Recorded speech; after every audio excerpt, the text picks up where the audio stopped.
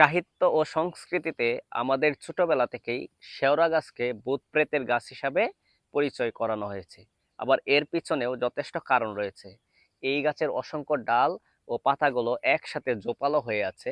শেওড়া গাছটির চতুর্পাশে দিনের পর্যাপ্ত আলো রয়েছে, অথচ শেওড়া গাছটির দিকে তাকালে বোঝা যায় যেন অন্ধকার নেমে এসেছে। গাছের এই ভয়ঙ্কর আকৃতিগুলো যেন শরীরে রোম দাঁড় করিয়ে দেয়। যে কেউ কিন্তু এই গাছের নিচে আসলে ভয় পাবে, কিন্তু মূলত ভয়ের কিছুই নেই। কিন্তু এর আকার ও আকৃতিটা এমনভাবেই তৈরি হয়েছে যে অবশ্যই ভয় না পেয়ে কোনো উপায় নেই। তাই তো এই শেওড়া গাছকে হয়তো ভুতুড়ে গাছ বলা হয়। এছাড়া এই গাছের অসংখ্য ঔষধি গুণাগুণ রয়েছে। এই গাছের ডাল মেসওয়াকের কাজে ব্যবহার করা হয়, দাঁত পরিষ্কার করে, মাড়ি মজবুত করে ও জীবাণু ধ্বংস করে। এই গাছের পাতার রস খেলে আমাশয় ও রক্ত ডায়রিয়া ভালো হয়।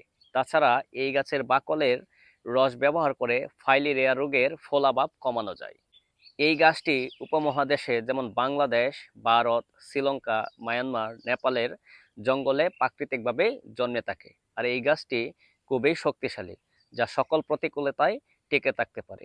অধিক ঝড় বৃষ্টি ও করার মধ্যেও এই গাছ টিকেই তার জায়গায় দাঁড়িয়ে থাকে।